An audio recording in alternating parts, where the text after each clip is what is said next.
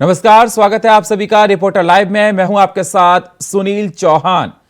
आखिर कहां हुई चेतक की इमरजेंसी लैंडिंग? क्या दिया सीएम योगी ने पुलिस अधिकारियों को सख्त संदेश? और कहां चपरासी बना शिक्षक? और भी बहुत कुछ खास रिपोर्टर लाइव में, जहां हर खबर ग्राउंड जीरो से बताएंगे हमारे तमाम सहयोगी। तो चलिए शुरुआत करते हैं रिपोर्टर लाइव की। दशहरा दीपावली से पहले यूपी में फिर चलेगा लाउड स्पीकर हटाओ अभियान। खबर पर ज्यादा जानकारी दे रहे हैं हमारे संवाददाता नितिन चौधरी। कल से नवरात्रियों की शुभारंभ होने जा रहा है। जिस तरीके से उत्तर प्रदेश के मुख्यमंत्री योगी आदित्यनाथ ने आज महिला सुरक्षा को लेकर बैठक की। बैठक में उन्होंने एक हरी झंडी दिखाई है। जिस तरीके से पुलिस प्रशासन के तमाम लोग वहां पर रहेंगे और महिला की सुरक्षा किस तरीके से करी जा सकती है। लेकिन उसके बाद उत्तर प्रदेश के मुख्यमंत्री योगी आदित्यनाथ ने साफ तौर पर सभी को दिशा निर्देश दिए और कहा है कि जिस तरीके से लगातार लाउड स्पीकर पर जो है पूरी तरीके से रोक लगा दी गई है, चाहे वो मस्जिद पे लाउड स्पीकर बजे या मंदिरों में लाउड स्पीकर बजे, उसको भी पूरी तरीके से रोका जाएगा। लगातार इसको देखते हुए पुलिस प्रशासन अलर्ट नजर आ रहा है। साथ में ही महिलाओं की सुरक्षा के सम्मान को लेकर कई योजना भी होते हैं। प्रदेश सरकार की इस पहल की महिला की निश्चित रूप से फायदा मिले, फायदे में महिलाएं स्थिति और सुरक्षा हालत में भी काफी बदलाव देखा जा रहा है। सरकार मिशन शक्ति के तहत सरकार महिलाओं को जननी सुरक्षा योजना, मुख्यमंत्री कन्या सौभाग्य योजना, मिशन शक्ति अभियान, विधवा पेंशन योजना, मुख्यमंत्री सामूहिक विवाह योजना, बेटी बचाओ बेटी पढ़ाओ योजना और मुख्यमंत्री सेवा योजना जैसी नीतियों के विषय में सिर्फ प्रचार प्रसार करेगी, बल्कि महिलाओं को इन योजनाओं को भी लाभ दिलाने के लिए कदम उठाए जाएंगे। इस अभियान का उद्देश्य ही पत्र महिलाओं को ढूंढकर उन्हें योजनाओं का लाभ दिलाना है। इतना ही नहीं, सरकारी तंत्र के दौरान महिला हिंसा से संबंधित शिकायत के लिए हेल्पलाइन जारी करेगी और महिलाओं को जागरूक करेगी, त्वरित न्याय दिलाने के लिए प्रयास भी करेगी। इसी दौरान पारिवारिक विवादों, घरेलू हिंसा, महिला अपराध और साइबर क्राइम्स की घटनाओं को आदि का मौका भी निस्तारण भी कराया जाएगा। महिला अपराध को निस्तारण में उत्तर प्रदेश देश में पहले स्थान पर है। प्रदेश में योगी आदित्यनाथ की सरकार बनने के बाद पहले ही 6 साल में अपराधियों के खिलाफ सख्ती एक मिसाल बनाई गई है। तब तमाम अपराधी मुठभेड़ में मारे गए हैं तो बड़ी संख्या में घायल भी हुए हैं। अपराधियों को घरों और अन्य संपत्ति को ध्वस्तीकरण भी कार्रवाई की गई है। जिस तरीके से तमाम महिला डेस्क बनाई जाएंगी और महिला थानों में महिला के लिए काफी सुनवाई को देखने को भी मिलेगी। लगातार जिस तरीके से देखा जाता था कि आखिरकार उत्तर प्रदेश के अंदर इतने भूमाफिया हैं और जिस तरीके से लगातार बदमाशों में काफी खौफ देखने को मिला है, उत्तर प्रदेश के योगी आदित्यनाथ की सरकार आने से लगातार लोगों को काफी फायदा पहुंच रहा है। कैमरामैन संदीप के साथ मैं Nitin Chaudhary, India Voice. Operation Ajay के तहत दूसरा विमान पहुंचा है दिल्ली। खबर पर ज्यादा जानकारी दे रहे हैं हमारे संवाददाता तुषार कुमार। हमास और इजराइल जंग के बीच इजराइल में फंसे भारतीय नागरिकों को वापसी लाने के लिए भारतीय सरकार ने ऑपरेशन अजय की शुरुआत की। इस ऑपरेशन के तहत इजराइल से भारतीयों का दूसरी फ्लाइट सुरक्षित दिल्ली पहुंच गई है। बता दें कि इस फ्लाइट में 235 नागरिक सवार थे। नागरिक के स्वागत के लिए विदेशी राज्य बता दें कि इस ऑपरेशन के तहत इजराइल से भारतीय का दूसरे फ्लाइट सुरक्षित दिल्ली पहुंच गई है। इस फ्लाइट में 235 नागरिक सवार थे। नागरिकों के स्वागत के लिए विदेशी राज्य मंत्री राजकुमार संजन सिंह खुद एयरपोर्ट पर मौजूद रहे। इजराइल से भारतीय नागरिकों को शुक्रवार यानी 13 अक्टूबर को सुरक्षित बाहर निकाल लिया गया था। बता दें कि भारतीय समय के मुताबिक रात 11 बजे विमान इजराइल के एयरपोर्ट से उड़ान भरी। इसके एक दिन पहले ही 212 भारतीयों को विशेष विमान से भारत लाया गया। बता दें कि भारत सरकार ने 12 अक्टूबर को ऑपरेशन अजय का ऐलान किया था। इसका मकसद इजराइल में युद्ध के बीच फंसे भारतीय नागरिकों को सुरक्षित वतन लाना है। कैमरा पर्सन संदीप के साथ मैं तुषार कुमार, इंडिया वॉइस। उत्तराखंड में ग्लोबल इन्वेस्टर समिट को लेकर प्रशासन अपनी तैयारियों में जुटा हुआ है। खबर पर ज्यादा जानकारी दे रहे हैं हमारे संवाददाता अभय कैथुरा। उत्तराखंड में निवेश आ सके, निवेश के जरिए विकास की रफ्तार तेज हो सके, उसके लिए मुख्यमंत्री पुष्कर सिंह धामी लगातार काम करते नजर आ रहे हैं। अब लंदन के बाद मुख्यमंत्री पुष्कर सिंह धामी कल से दुबई के दौरे पर है। 3 दिवसीय दौरे पर मुख्यमंत्री पुष्कर सिंह धामी निवेशकों को उत्तराखंड में आने का निमंत्रण देंगे और बताएंगे कि उत्तराखंड के किन किन सेक्टर में निवेश किया जा सकता है। राज्य सरकार की कोशिश है कि इस बार जो ग्लोबल इन्वेस्टर समिट उत्तराखंड में हो रहा है उसमें 2.5 लाख से ज़्यादा के निवेश यहाँ पर हो सके और उससे सीधा रोजगार राज्य की जनता को मिल सके। ये समझा जा सकता है कि मुख्यमंत्री पुष्कर सिंह धामी अपने कुशल नेतृत्व में उत्तराखंड राज्य को विकास के पथ पर आगे बढ़ाने का काम कर रहे हैं ताकि उत्तराखंड में विकास की रफ्तार तेज हो सके और उत्तराखंड सरकार ने जो लक्ष्य चुना 2025 तक उत्तराखंड को शेष राज्यों की श्रेणी में शुमार करने का, वो पूरा हो सके। कैमरामैन नथुनल साथ अभय कैंतुरा, इंडिया वॉइस, देहरादून। प्रयागराज में चेतक हेलीकॉप्टर की इमरजेंसी लैंडिंग हुई। क्या है पूरा मामला, बता रहे हमारे संवाददाता शोएब रिजवी। संगम नगरी प्रयागराज में आज अचानक एयरफोर्स के एक हेलीकॉप्टर को इमरजेंसी लैंडिंग करनी पड़ी। दरअसल प्रयागराज के होलागढ़ इलाके में तकनीकी खराबी आने के बाद एयरफोर्स के जवान हेलीकॉप्टर कुछ देर तक वहीं पर राउंड करता रहा। उसके बाद वहीं पर एक खेत में उसको उतारना पड़ा। हालांकि इस दौरान वहां पर बड़ी संख्या में जो ग्रामीण हैं वो इकट्ठा हो गए। इस बात की जानकारी टेक्निकल टीम जो एयरफोर्स की है वहाँ दी गई। उसके बाद एयरफोर्स की टीम वहाँ पे पहुँची। उनको कड़ी मशक्क़त के बाद उस हेलीकॉप्टर की जो तकनीकी खराबी थी उसको दूर किया गया। उसके बाद उसको वहाँ से ले जाया गया। हालांकि इस दौरान वहाँ पर काफ़ी देर तक भीड़ इकट्ठा रही। पुलिस के लोग वहाँ पर पहुँचे और बैरिकेडिंग करके उस जगह को सुरक्षित किया गया। किस कारण से क्या तकनीकी खराबी आई थी ये तो नहीं जानकारी मिली, लेकिन इतना ज़रूर है कि एयरफोर्स का ये विमान जब हवाई यात्रा पे था उसी दौरान ये टेक्निकल प्रॉब्लम आई थी, जिसके बाद इसको इमरजेंसी लैंडिंग करनी पड़ी। हालांकि राहत की बात ये रही इसमें किसी तरह का कोई नुकसान नहीं हुआ। हालांकि कुछ देर की मशक्क़त के बाद जो एयरफोर्स की टेक्निकल टीम है उसने हेलीकॉप्टर की उस कमी को दूर किया और उसके बाद वो वहाँ से उड़ान भरते हुए अपने गंतव्य की ओर जा चुका है। Shoaib India Voice Prayagraj. लखीमपुर खीरी में तैनात कांस्टेबल ने मांगा चंदा। क्या है पूरा मामला, बता रहे हमारे संवाददाता राम जी। यूपी के जनपद लखीमपुर खीरी में बड़ी घटना निकलकर सामने आई है। आपको बताते चलते हैं, पुलिस लाइन में तैनात आरक्षी सोहेल अंसारी की मोबाइल फेसबुक अकाउंट से एक पोस्ट को शेयर किया गया। इस पोस्ट में बाकायदा लिखा है कि जिस तरीके से हमास और के जो हमले इजराइल पे हो रहे हैं, फिलिस्तीन की मदद में चंदा जुटाने की अपील उसके फेसबुक अकाउंट से की गई है। वहीं आपको बताते चलते हैं, जिस तरीके से जिस फेसबुक अकाउंट को लोगों ने बाकायदा टैग करके उसको टैग किया, यूपी डीजीपी यूपी पुलिस को टैग किया है। वहीं आपको पता चलते हैं, पुलिस अधीक्षक गणेश प्रसाद साहा के निर्देशन पर अपर पुलिस अधीक्षक नेपाल सिंह के नेतृत्व में एक टीम का गठन किया गया है और सोहेल अंसारी के फेसबुक अकाउंट का जो भी डिटेल निकाला गया है उसकी एक विभागीय कार्रवाई भी चालू कर दी गई है। वहीं फेसबुक में साफ देखा जा सकता है कि हमास के जो आतंकवादी संगठन है उसकी फिलिस्तीन की मदद के लिए लोगों से चंदा जुटाने की अपील की गई है। वहीं आपको पता चलते हैं, जो सोहेल अंसारी जो आरक्षी है, जो यूपी पुलिस में आरक्षी है, वो पुलिस लाइन में तैनात है, मूल रूप से बरेली का रहने वाला है। वहीं विभागीय कार्रवाई चालू कर दी गई है। अपर पुलिस अधीक्षक नेतृत्व में एक टीम का गठन किया गया है। हर एक मामले की जांच की जा रही है। कैमरामैन सय्यम सक्सेना के साथ इंडिया वाइज से राम सिंह। उत्तराखंड नैनीताल चुनाव को लेकर सियासत तेज होने लगी है। खबर पर ज्यादा जानकारी दे रहे हैं हमारे संवाददाता अभय कैथुरा। उत्तराखंड में निकाय चुनावों को लेकर एक बार फिर सियासत गरमाने लगी है। शहरी विकास मंत्री की तरफ से साफ तौर पर कहा गया है कि ओबीसी का जो सर्वेक्षण होना था निकाय चुनाव को लेकर वो अभी पूरा नहीं हो पाया है, लेकिन उनकी तरफ से तय समय पर चुनाव कराने की बात जरूर कही गई है। ऐसे में विपक्षी पार्टियों को एक बार फिर मौका मिल गया है सरकार पर जुबानी हमला बोलने का। निकाय चुनाव को लेकर विपक्षी पार्टी सरकार से सीधा तौर पर सवाल पूछ रही थी कि कब सरकार निकाय चुनाव कराती है। उनका आरोप था कि सरकार इस निकाय चुनाव में हार के डर से इसे टालने का प्रयास कर रही है। ऐसे में समझा जा सकता है कि अब जो सरकार की मुश्किलें होंगी और बढ़ेंगी और देखना यही होगा कि तय समय पर निकाय चुनाव हो पाते हैं। कैमरामैन नसुनिया साथ अभय कैंतुरा, इंडिया वाइज, देहरादून। रायबरेली में सीएससी अधीक्षक की लापरवाही आई सामने। क्या है पूरा मामला, बता रहे हमारे संवाददाता राजू तिवारी।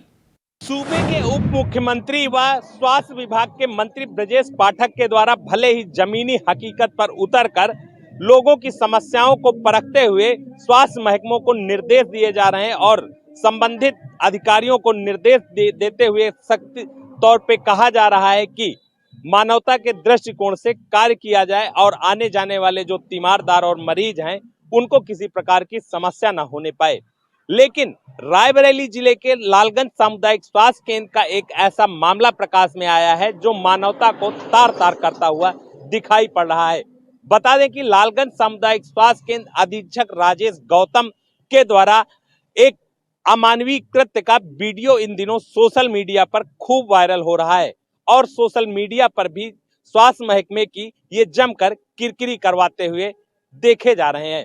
बता दें कि ई रिक्शा से सामुदायिक स्वास्थ्य केंद्र आए हुए मरीजों के साथ इनकी बर्बरता का वीडियो वायरल हुआ है, जिसमें साफ तौर पर ये ई रिक्शा संचालक और आने जाने वाले मरीज जो हैं उनसे गाली गलौज करते हुए, अभद्रता करते हुए देखे जा रहे हैं। इतना ही नहीं, वीडियो में साफ तौर पर महिलाएं भी देखी जा रही हैं और जो मरीज हैं वो साफ तौर पर कहीं ना कहीं आक्रोशित देखने को मिल रहे हैं। बता दें कि साफ तौर पे अंदाजा लगाया जा सकता है इस वीडियो से कि ऐसे हैवान डॉक्टर जो लगातार लोगों से अभद्रता करते हुए देखे जा रहे हैं और उनके द्वारा सरेआम गाली गलौज करने का वीडियो सोशल मीडिया पर वायरल हो रहा है। तो ऐसे में स्वास्थ्य महकमे को कहीं ना कहीं ऐसे जिम्मेदार डॉक्टर सवाल के घेरे में खड़े करते हुए देखने को मिल रहे हैं। बता दें कि ऐसे मामला प्रकाश में आने के बाद हालांकि स्वास्थ्य महकमे के जिम्मेदारों के हाथ पांव फूले हैं और ऐसे में जो लालगंज एसडीएम है उनके द्वारा पूरे मामले को संज्ञान में लेकर प्रथम दृष्टया जानकारी करने का प्रयास किया गया। तो सीएचसी प्रभारी राजेश गौतम का कहना है कि ई रिक्शा जो आते हैं उनके चलते सामुदायिक स्वास्थ्य केंद्र में जाम लग जाता है। लेकिन सवाल ये है कि ऐसे गाली गलौज करने व अभद्रता करने का अधिकार इनको किसने दिया। इस तरह के सवाल इन दिनों सोशल मीडिया पर देखे जा रहे हैं। बता दें कि अब ऐसे अधिकारी के ऊपर जो स्वास्थ्य महकमे की किरकिरी कराते हुए नजर आ रहे हैं, इन पर किस तरह से सूबे के उप मुख्यमंत्री और स्वास्थ्य विभाग के मंत्री ब्रजेश पाठक कार्यवाही करेंगे, खैर ये तो आने वाला वक्त बताएगा। लेकिन क्षेत्र में स्वास्थ्य महकमे की जमकर किरकिरी कराते हुए ऐसे डॉक्टर नजर आ रहे हैं। Raju Tiwari, India Voice, Raebareli. सिद्धार्थनगर में स्कूली बच्चों ने प्रबंधन पर लगाया आरोप। खबर पर ज्यादा जानकारी दे रहे हैं हमारे संवाददाता राकेश यादव। सिद्धार्थनगर जिले के असिधवा का मामला है, जो कि 12वीं कक्षा के छात्रों ने जिला अधिकारी कार्यालय पहुंचा कलेक्ट्रेट पे और वहां शिकायत की कि जो है इस तरह से वहां मास्टर की जगह जो है चपरासी पढ़ाते हैं। और जब शिकायत करने की बात कही तो उनका कहना है कि कह रहे हैं कि जो है प्रैक्टिकल में नंबर काट दिया जाएगा। इस तरह का मामला लेकर दर्जनों की संख्या में छात्र कलेक्ट्रेट पहुंचते हैं मुख्यालय और अपनी समस्या जिला अधिकारी के समक्ष पेश करते हैं। अब इस मामले को लेकर जिला अधिकारी ने कहा कि जांच कराई जाएगी, जांच कराने के बाद जो दोषी होगा उनके खिलाफ कार्रवाई की जाएगी। लेकिन देखने की बात यह है कि बच्चे स्कूल में जाते हैं पढ़ने लिखने के लिए, तो उनको जो है भविष्य की सवाल है, तो वहाँ जब इस तरह से चपरासी पढ़ाते नज़र आ रहे हैं, बता रहे हैं कि चपरासी पढ़ाते हैं। लेकिन अब जो है जब इसकी शिकायत करने की बात बच्चे करते हैं तो उनको कहा जाता है कि तुम्हारा नंबर प्रैक्टिकल से काट लिया जाएगा। लेकिन वहीं जब प्रधानाध्यापक से बात की गई तो उनका कहना है कि ये मामला निराधार है और बच्चे ये जो है फंसाने की काम कर रहे हैं। लेकिन अब जांच का विषय है कि बच्चे सच बोल रहे हैं या फिर वहाँ के प्रधानाध्यापक सच बोल रहे हैं, ये तो देखने की बात है। इस तरह से जब चपरासी पढ़ाते हैं तो बच्चों के भविष्य के साथ खिलवाड़ हो रहा है। ये मामला सिद्धार्थनगर जिले के असिधवा का है। अब ये तो जांच का विषय है, जांच के बाद ही पता चलेगा क्या सच्चाई है। सिद्धार्थनगर से राकेश यादव, इंडिया। मैनपुरी में संस्कृति मंत्री जयवीर सिंह शिविर पहुंचे। खबर पर ज्यादा जानकारी दे रहे हैं हमारे संवाददाता मुकेश कुमार। पूरी पहुंचे उत्तर प्रदेश सरकार के संस्कृति पर्यटन मंत्री जयवीर सिंह ने मीडिया कर्मियों से बात करते हुए कहा है कि आज मिशन शक्ति अभियान के तहत एक रैली का आयोजन किया गया, जिसको हरी झंडी दिखाकर उन्होंने पुलिस लाइन से रवाना किया। जिसके बाद मीडिया कर्मियों से पूछे गए सवालों में उन्होंने साफ तौर से कहा है कि 128 संविधान को संशोधित करते महिलाओं को प्रथम अधिकार देने का हमारी सरकार ने काम किया है और जो भी केंद्र सरकार और राज्य सरकार की जो योजनाएं चलाई जा रही हैं उसमें भी प्रथम अधिकार महिलाओं को दिया गया है। सपा के पास कोई खास मुद्दा नहीं बचा है। जो जाति विशेष को बांटने का काम समाजवादी पार्टी के लोग कर रहे हैं। सपा राष्ट्रीय अध्यक्ष अखिलेश यादव कभी हमारे सरकारी अस्पतालों में जाकर देखें कि हमारी सरकार द्वारा गरीबों के लिए जो स्वास्थ्य सेवाएं चल रही हैं वो कितनी धरातल पे हैं। तो वहीं इजराइल में हुए इस युद्ध पर भी उन्होंने निशाना साधते हुए कहा है कि इजराइल में जितने भी भारतीय लोग फंसे हुए हैं उनको सुरक्षित लाने के लिए भारत सरकार पूर्णतः रूप से तैयारी करे बैठी है और उनको सुरक्षित लाने की तैयारी भी की जा रही है। और भी कई सवालों के जवाब देते नजर आए हैं कैबिनेट मंत्री जयवीर सिंह। तो उन्होंने क्या कुछ कहा है, आइए सुनते हैं। पूरी खबर के लिए मैनपुरी से इंडिया वॉइस के लिए मुकेश। सहारनपुर में भारतीय किसान यूनियन तोमर गुट का जमकर तोड़फोड़ कर हंगामा हुआ। खबर पर ज्यादा जानकारी दे रहे हैं हमारे संवाददाता शरद कुमार। सहारनपुर में आज सुबह सवेरे भारतीय किसान यूनियन तोमर गुट के कार्यकर्ताओं का अम्बाला रोड हाईवे पर बने टोल प्लाजा में तोड़फोड़, हंगामा और मारपीट करने का एक वीडियो सोशल मीडिया पर तेजी से वायरल हुआ है। इस वीडियो में आप साफ देख सकते हैं कि भारतीय किसान यूनियन के कार्यकर्ताओं ने टोल प्लाजा के कर्मचारियों के साथ मारपीट ही नहीं की, बल्कि जो टोल प्लाजा में कैश रखा हुआ था उसको भी लूट कर ले गए। भारतीय किसान यूनियन तोमर गुट के कार्यकर्ताओं की गुंडागर्दी के कारण टोल प्लाजा पर घंटों हंगामा होता रहा। थाना सरसावा पुलिस भी मौके पर पहुंची और उन्होंने मामले को शांत कराने का प्रयास किया, लेकिन जिस तरीके से भारतीय किसान यूनियन तोमर गुट के कार्यकर्ताओं ने आज टोल प्लाजा सरसावा पर हंगामा किया है, उससे उनकी गुंडागर्दी साफ देखी जा सकती है। गुंडागर्दी करने, तोड़फोड़ करने और उसके बाद कैश लूटने की विभिन्न धाराओं में थाना सरसावा के अंदर एक मुकदमा दर्ज कराया गया है। बताया ये भी जा रहा है कि भारतीय किसान यूनियन तोमर गुट के कार्यकर्ताओं ने भी टोल प्लाजा कर्मचारियों के विरुद्ध एक तहरीर थाना सरसावा में दर्ज कराई है। पुलिस दोनों तहरीरों को आधार मानकर जांच में जुट गई है। शरद कुमार शरद, इंडिया वॉइस। बहराइच में सीडीओ और डीआईओएस के बीच हुई बहस, क्या है पूरा मामला, बता रहे हैं हमारे संवाददाता राहुल यादव। जिले के कलेक्ट्रेट परिसर में सीडीओ व डीआईओएस के बीच बहसबाजी का वीडियो सामने आया है। बताया जाता है कि एक प्रोग्राम समाप्त होने के बाद सीडीओ गाड़ी पर बैठ रही थी, तभी उनकी नज़र डीआईओएस पर पड़ी। उन्होंने किसी फाइल के बारे में उनसे जानकारी पूछी तो डीआईओएस ने अपशिष्टता का परिचय दिया और ऊंची आवाज़ में सीडीओ का जवाब दिया। यह वीडियो सोशल मीडिया पर अब तेज़ी से वायरल हो रहा है। दावा किया जाता है कि अब सीडीओ इसकी शिकायत शासन में करेंगे। हालांकि आगे क्या होता है यह भविष्य के गर्भ में है। फिलहाल सीडीओ और डीआईओएस के बीच हुई बहसबाजी का वीडियो सोशल मीडिया पर तेज़ी से वायरल हो रहा है। बहराइच से इंडिया वॉइस के लिए राहुल यादव की रिपोर्ट। गाजीपुर में छात्रों ने अनिश्चितकालीन किया धरना शुरू, क्या है पूरा मामला, बता रहे हमारे संवाददाता सुशील तिवारी। जहां से छात्रों की एक ऐसी धुरी निकलती है जहां से छात्र जीवन से लगातार बड़े बड़े नेता निकलते हैं, लेकिन गाजीपुर जनपद के स्नातकोत्तर महाविद्यालय गाजीपुर में छात्रों का लगातार धरना प्रदर्शन जारी है। छात्रों ने लगाए हैं गंभीर आरोप, धन उगाही के भी मामले आए हैं प्रकाश में। छात्रों ने फीस वसूली की भी बात की। यहां तक छात्रों ने बताया कि यहां से विधि मनमानी कर रहा है, 3 साल से चुनाव नहीं हो रहे हैं, ऊपर से कोई आदेश भी नहीं है। इसके साथ ही इन्होंने ये भी कहा जो बड़ी कक्षा है, बीपीई की कक्षाओं के रिजल्ट अब तक घोषित नहीं हुए और छात्रों का भविष्य अधर में है। छात्रों ने कहा कि अगर इनकी मांगों को नहीं माना गया तो ये ईंट से ईंट बजा देंगे, लेकिन शांतिपूर्वक पीजी कॉलेज में इन छात्रों का धरना प्रदर्शन जारी है। इंडिया वॉइस की रिपोर्ट, मैं सुशील तिवारी। अलीगढ़ में तेज रफ्तार का कहर लगातार जारी है, क्या है पूरा मामला, बता रहे हमारे संवाददाता मोहम्मद शहनवाज।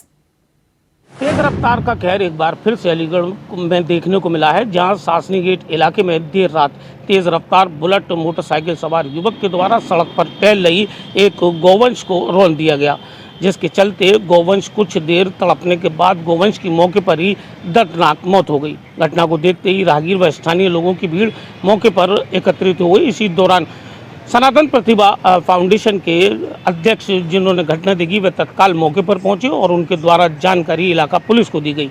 जानकारी मिलते ही इलाका पुलिस मौके पर पहुंची और आनन फानन में नगर निगम को अवगत करा, जिसके उपरांत नगर निगम की टीम ने रेस्क्यू कर गौवंश को अंतिम संस्कार के लिए भेज दिया। तो वहीं अध्यक्ष का कहीं ना कहीं पुलिस पर आरोप है कि उनके द्वारा तहरीर दी गई थी, लेकिन पुलिस ने आरोपी बुलेट मोटरसाइकिल सवार युवक के खिलाफ मुकदमा दर्ज नहीं किया है। उनकी मांग है वे मामले में कार्रवाई करें। अलीगढ़ से मोहम्मद शाहनवाज, इंडिया वॉइस। मैनपुरी में पुलिस एसएचओ टीम को बड़ी सफलता मिली है, खबर पर ज्यादा जानकारी दे रहे हैं हमारे संवाददाता मुकेश कुमार। कोतवाली पुलिस को बड़ी सफलता हाथ लगी है। कोतवाली पुलिस और एसओजी टीम ने संयुक्त रूप से कार्रवाई करते हुए बीते दिनों कोतवाली थाना क्षेत्र के मोहल्ला करीबा में अधिवक्ता के घर भी चोरी का खुलासा कर दिया है। चोरी का खुलासा करते हुए एसपी विनोद कुमार सिंह ने प्रेस वार्ता करते हुए बताया कि अधिवक्ता के घर से लाइसेंसी पिस्टल और सोने के आभूषण और की चोरी हो गई थी, जिसके बाद एसओजी टीम और कोतवाली प्रभारी द्वारा लगातार इस मामले की छानबीन की जा रही थी। एसओजी ने मेहनत करते हुए काफ़ी मशक्कत करते हुए पूरी टीम ने इसको दोनों ही चोरों को गिरफ्तार किया है। चोरों से एसपी ने पूरी घटना की जानकारी भी ली है और पूछा है कि आखिर चोरी की घटनाएं कब से कर रहे हैं। तो चोर ने बताया कि वह 12 वर्ष की उम्र से लगातार चोरी की घटना में सम्मिलित हो गया। तब से उसके घर में उसकी माँ और उसकी पत्नी और उसका भाई और पिता सभी लोग चोरी की घटनाओं को अंजाम देते हुए नजर आ रहे हैं। फिलहाल पुलिस ने दोनों ही आरोपियों को गिरफ्तार कर जेल भेजने की कार्रवाई को अंजाम दिया है। तो पुलिस ने जेल भेजने की कार्रवाई करते हुए जो आरोपी के अन्य लोग जो बचे हैं चोरी की घटना में आधा सामान जो बरामद हुआ है उसको होटल से बरामद करने के बाद और फिलहाल रिपोर्टर लाइव में इतना ही। बाकी खबरों के लिए आप बने रहिए इंडिया वॉइस के साथ। तब तक के लिए नमस्कार।